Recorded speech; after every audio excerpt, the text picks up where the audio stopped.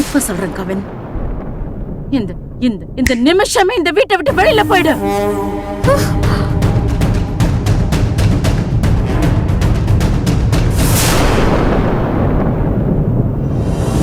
போறேம்மா, தாராளமா போறேன். என் வெண்பா இல்லாம போறதா எனக்கு கஷ்டம். என் வெண்பா கூட வெளியே இல்ல, நரகத்துக்கு போனா கூட அங்கேயும் நான் சந்தோஷமா தான் இருப்பேன்.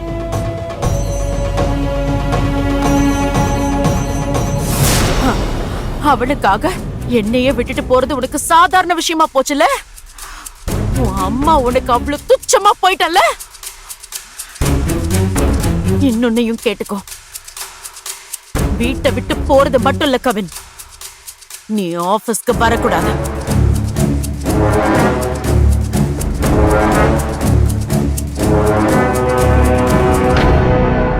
நம்ம ஆபீஸ் சம்பந்தப்பட்ட எந்த விஷயத்திலையும் நீ தலையிடக்கூடாது. என்னோட சொத்து எதுலயும் உனக்கு பங்கு கிடையாது. நீ ரோஷமானவனா இருந்தா ஒரு பைசா கூட என்னோட சம்பாத்தியத்துல இருந்து எடுக்காம தான் நீங்க இருந்து போகணும்.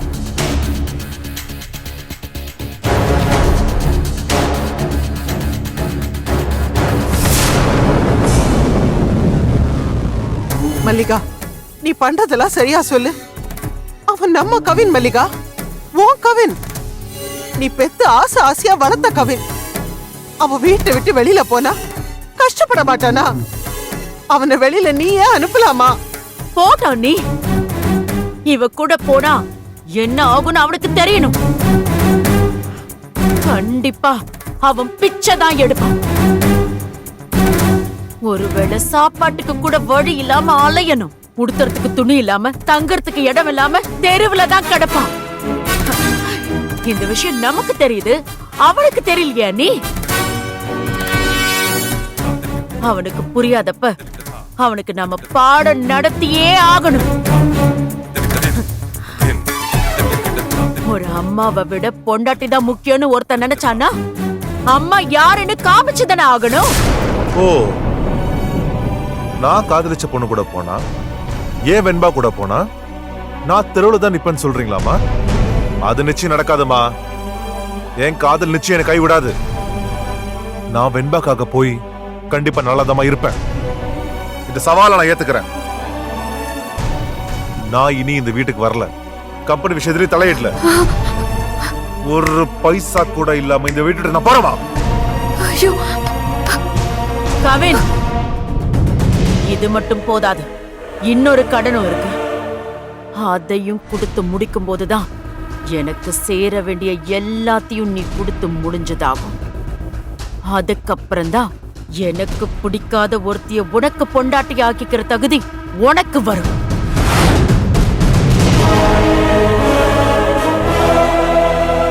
என்னமா செய்யணும்? நீ வானத்திலிருந்து 27 வயசு பையனா திடீர்னு ஒரு நாள் குதிக்கல. உன்னை பிறந்த குழந்தையில இருந்து ராத்திரியும் பகலுமா நான் கண்ணு முழிச்சு வளர்த்திருக்கேன். காரு பங்களான்னு எப்பவுமே வசதியா தான் வச்சிருக்கேன். சென்னையிலேயே பெரிய இன்டர்நேஷனல் ஸ்கூல்ல சேர்த்து படிக்க வச்சிருக்கேன். உன்னோட ஹையர் ஸ்டடீஸ்க்காக உன்னை ஃபாரின்க்கு அனுப்பி படிக்க வச்சிருக்கேன். ஒரு சின்ன தூசி கூட உன் மேல படாம உன்னை தங்க தட்டுல வச்சு வளர்த்திருக்கேன்டா.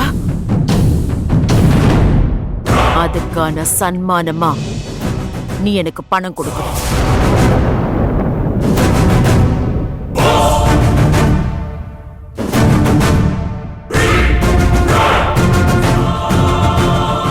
இன்னைக்கு இல்லைனாலும் ஒரு வருஷத்துலயாவது அப்படி ஒரு பணத்தை நீ என்கிட்ட கொண்டு வந்து சேர்க்கணும். அப்படி சேர்க்கிற அன்னைக்குதான் எனக்கு பிடிக்காத ஒருத்தி கூட வாழற தகுதி உனக்கு வரும். 1 கோடி ரூபாய் கொடுக்கணும்.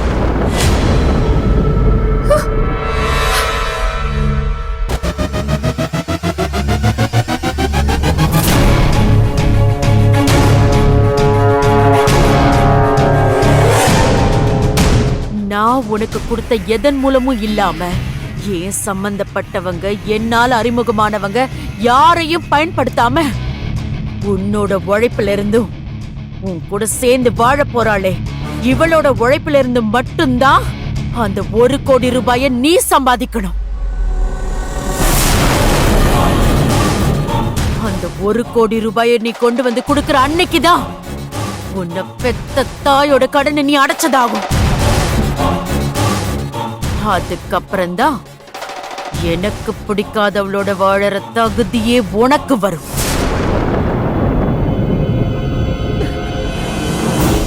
என்ன மல்லிகா இப்படி பேசுறியே? எவ்வளவு செல்லமா வளர்த்த புள்ள. நம்ம கவின் இதெல்லாம் தாங்குவானா? ஏன் மல்லிகா இப்படி எல்லாம் பண்ற? நான் யாருக்கும் எந்த பதிலும் சொல்ல விரும்பல. இதுதான் என்னோட தீர்மானம். அதுக்கு சம்மதம்னா அவளோட அவன் இந்த வீட்டை விட்டு போகட்டும். இல்லன்னா அவளை கழுத்தை பிடிச்சு வெளியில அனுப்பிட்டு இவன் மட்டும் இங்க இருக்கட்டும். இதுதான் என்னோட முடிவு.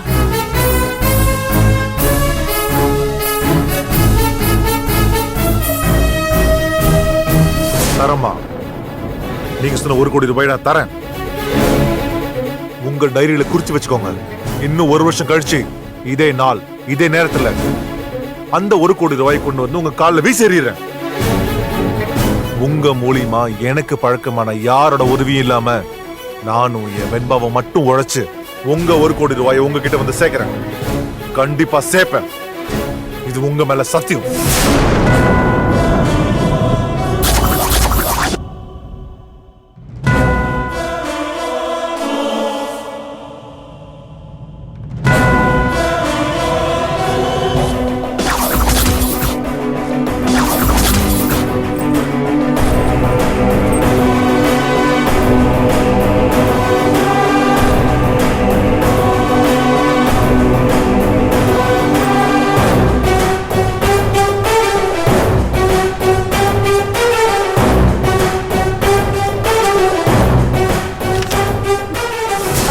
மல்லிகா வேணான்னு சொல்லு மல்லிகா.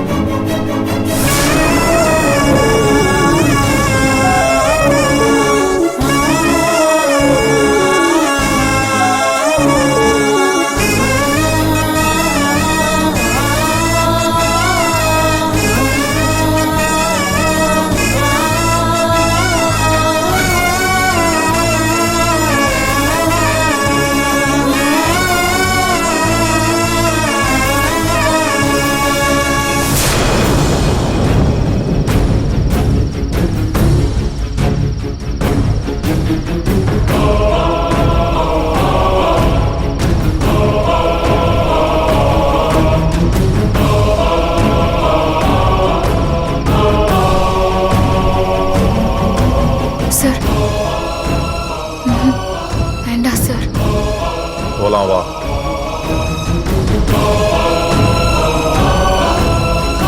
கவின் நில்லுங்க. வெண்பா அவசரப்படாதீங்க. கவின் கோவப்படாத கவின், கொஞ்சம் பொறுமையா இரு. உன் அம்மா தான் கோவத்துல ஏதோ சொல்லிட்டானா உடனே நீ கிளம்பி போயிடுவியா? உங்க அம்மா கோவம் உனக்கு தெரியாதா? கோவம் குறைஞ்சா அவளே உட்கார்ந்து அழுவா, அவளே உன்னை தேடி அலைவா. அவ சொன்ன வார்த்தைய பெருசா எடுத்துக்காத கவின். வாங்க 2 பேரும் வாங்க உள்ள போலாம். ஆண்டி அம்மா என்ன எவ்வளவு சொன்னாலும் நான் தாங்கிப்பேன், எவ்வளவு திட்டினாலும் பெருசா எடுத்துக்காம இருந்திருப்பேன். என் வெண்பா அவ என்ன பாவம் பண்ணா? அவளை எதுக்கு அம்மா திட்டணும்? என்னென்ன வார்த்தை சொல்லி திட்டாங்க நீங்களே பாத்தீங்களா?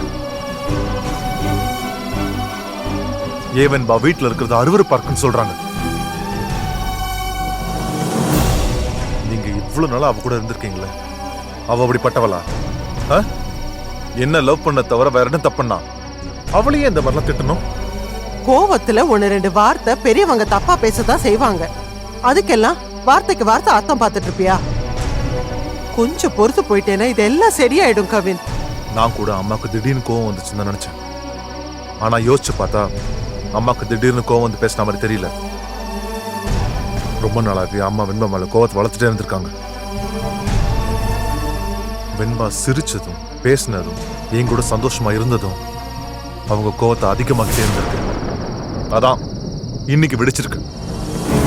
இது இப்படியே விட்டா அம்மாக்கு மட்டும் இல்ல எங்களுக்கும் கஷ்டமாயிடும்.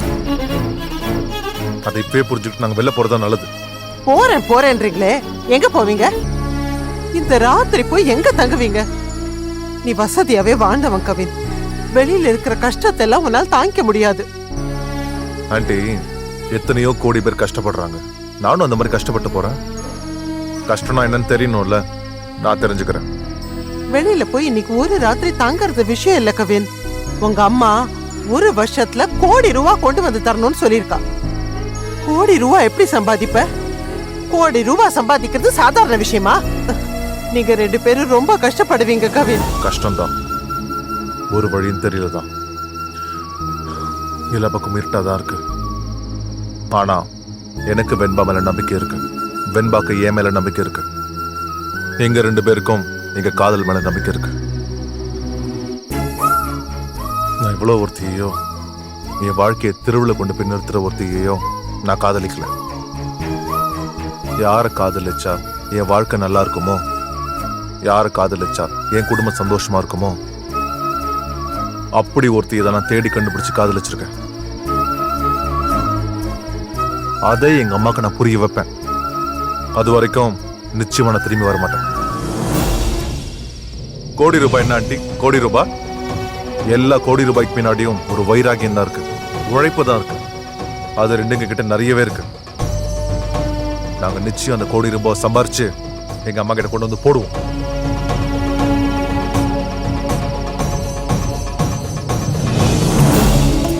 சரி, நான் சொல்றது எதையும் நீங்க கேக்குற மாதிரி இல்ல. தயவு செஞ்சு இந்த செயினை மட்டுமாவது கொண்டு போங்க. எங்கேயாவது வித்து கை செலவுக்கு வச்சுக்குங்க. நான் உங்களுக்கு நாளைக்கு வேற ஏதாவது ஏற்பாடு பண்றேன். இப்ப இதை வாங்கிக்க கவின்.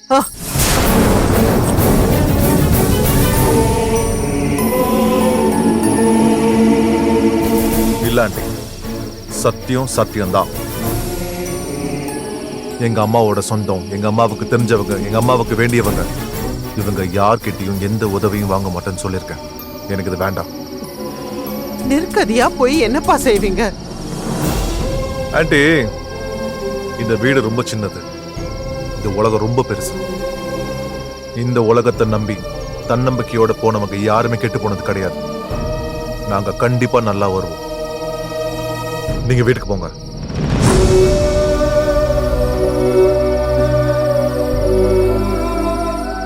என்ன சொன்னாலும் கேட்க மாட்டேன்றான். பார்த்து பத்திரமா இருங்க. எதுவா இருந்தாலும் ஃபோன் பண்ணு. சரி. ஃபோன் ரூம்லயே வச்சுட்டேன். இரு, நான் போய் எடுத்துட்டு வரேன். அம்மா,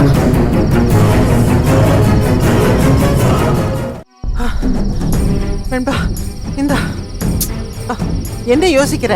இது உங்க சித்தி உனக்கு வாங்கி கொடுத்த போன். நீ தாராளமா எடுத்துட்டு போலாம்.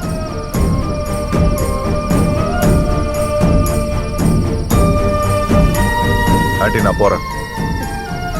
போறேன்னு சொல்லாத, போயிட்டு வரேன்னு சொல்லு. மைனாரண்டு வலியோடு வழி தேடும் மைனாரண்டு. காதல் உண்டு, கண்ணீருண்டு, கண்ணோடு அச்சம் கொஞ்சம் மிச்சம் உண்டு. உளி கொண்டு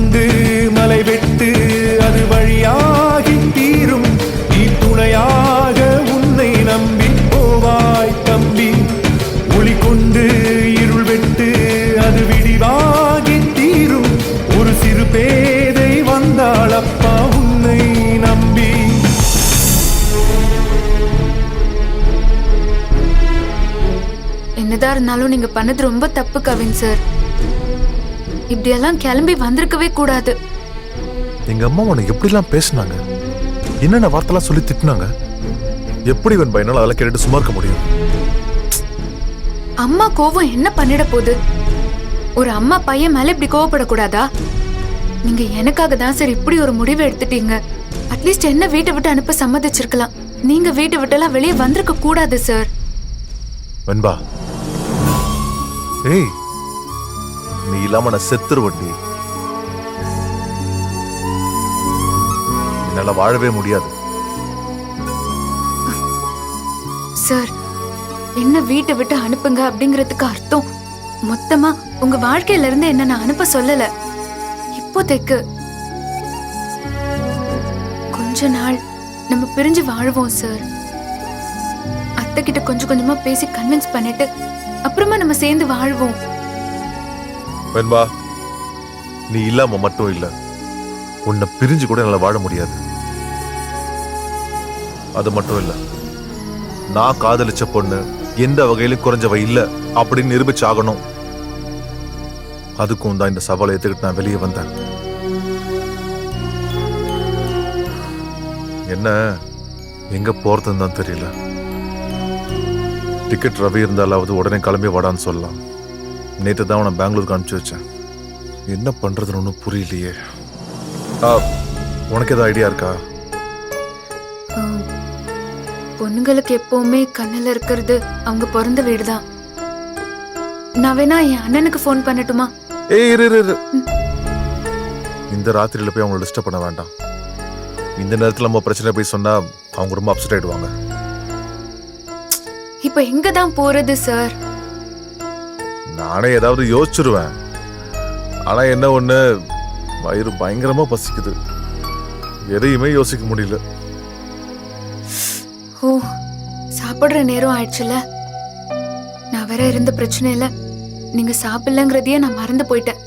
சரி வாங்க சார், வாங்க போய் சாப்பிடலாம். ஏய், எங்க சாப்பிடறதுக்கு? என்கிட்டயும் காசு இல்ல, உங்ககிட்டயும் காசு இல்ல, அப்புறம் எப்படி?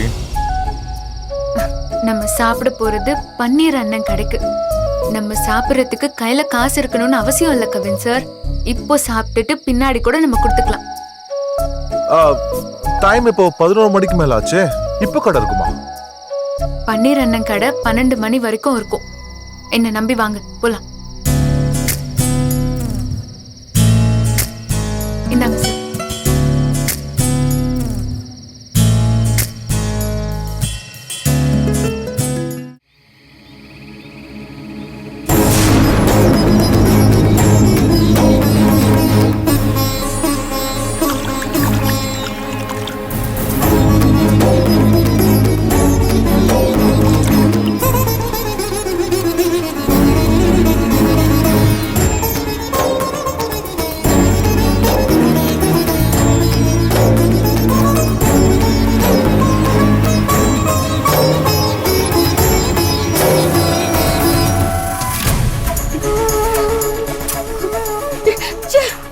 யாழினி, ஏன் சாப்பிடாம எந்திரிச்சிட்ட?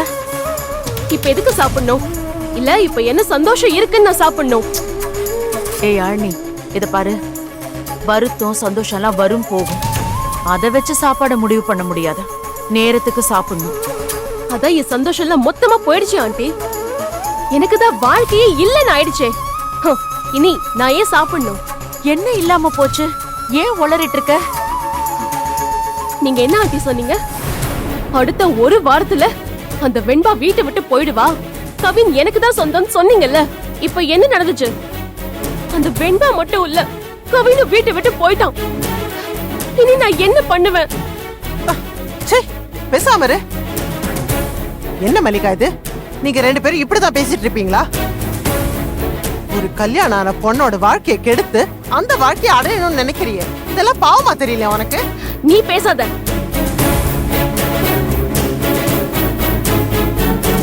அது ஏன் வாழ்க்கை, அவன் ஏன் கவன்? ஏன் கவனை தான் அவ அபகரிச்சுக்கிட்டான். பாவம் பண்ணது அவ. நீ அவளுக்கு வேற சப்போர்ட் பண்றியா? எல்லாரும் தாண்டி ஆசைப்பட்டோம். எல்லாரும் தான் உனக்கும் கவினுக்கும் கல்யாணம் பண்ணணும்னு நினைச்சோம். அதான் இல்லன்னு ஆயிடுச்சு. அவன் மனசுல தான் வெண்பா இருக்காளே, அதுக்கு மேல நாம என்ன செய்ய முடியும்? இனிமே ஒண்ணும் செய்ய முடியாது. நீ வேணா முடிவு பண்ணிக்கோ, சரியா? எனக்கு சொந்தமான கவினை நான் அடையறதுக்கு எவ்வளவு வேணாலும் முயற்சி பண்ணுவேன். அதுக்கு எந்த எல்லைக்கு வேணாலும் நான் போவேன். மல்லிகா, நீ பண்றது கொஞ்சம் கூட நல்லா இல்ல. அவ தான் தப்பு பண்றானா, நீயும் அவ கூட சேர்ந்து தப்பு பண்ற. தப்பு நான் பண்ணல நீ. நம்ம குடும்பத்துக்கு எது நல்லதுன்னு நாம யோசிக்கணுமே தவிர எவ்வளவு ஒருத்திக்காக நாம யோசிச்சுட்டு இருக்க முடியாது. அந்த வெண்பா இந்த வீட்டுக்கு எந்த முறையும் இல்லாம வந்தவன். அதே மாதிரி அவளை திருப்பி அனுப்பதான் செய்வேன். சின்ன வயசுல இருந்தே கவின் இவளுக்குதான் சொல்லி சொல்லி வளர்த்துட்டு இப்போ இன்னைக்கு அவன் இல்லைன்னு சொன்னா இவ துடிச்சு போக மாட்டா? அவ முகம் எப்படி வாடி போயிருக்கு பாருங்க. அவ முகத்தை பார்க்கும் போதெல்லாம் என் மனசு அப்படியே பதறுது. நீங்க 2 பேரும் சேர்ந்து தப்புக்கு மேல தப்பு பண்றீங்க. அது மட்டும் நான் நிச்சயமா சொல்லுவேன். நீங்க என்னதான் நியாயம் சொன்னாலும் ஒரு பொண்ணு கழுத்துல தாலி ஏறினதுக்கு அப்புறம் அந்த வாழ்க்கைய கலப்பேரு பேசுறதெல்லாம் பெரிய பாவம்.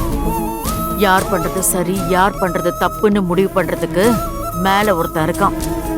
அவன் முடிவு பண்ணட்டும், நாம முடிவு பண்ண வேண்டாம். நான் எப்பவும் ஏன் சொந்தமா ஏன் ரத்த பந்தமா யார் இருக்காங்களோ அவங்களுக்காக தான் நிப்பேன். யாழ் நீ என் ரத்த சொந்தம், ஏன் அண்ணன் பொண்ணு, ஏன் மருமக அவ. பஞ்சாயத்தை கொஞ்ச நேரம் நிறுத்துறியா? ஆண்டி, நீங்க எனக்கு ஏன் பிரச்சனைக்கு பதில் சொல்லுங்க. எனக்கு கவின் கிடைப்பானா கிடைக்க மாட்டானா? ஏய் யாழ்னி, அவன் நான் பெத்து வளர்த்த வண்டி. அவனை பத்தி அணு அணுவா எனக்கு தெரியும். வாஷ்ரூம்லயே ஏசி இருக்கான்னு கேக்குறவன். ஏசி இல்லாத இடத்துல அவனால ஒரு நாள் கூட இருக்க முடியாது. எங்க போனாலும் ஏசி கார்லயே போய் பிளைட்ல பறந்தவன். கார்டை ஸ்வைப் பண்ணி வளர்ந்தவன். அந்த லக்ஸுரி எல்லாம் இல்லாம அவனால ஒரு நாள் கூட இருக்க முடியாது.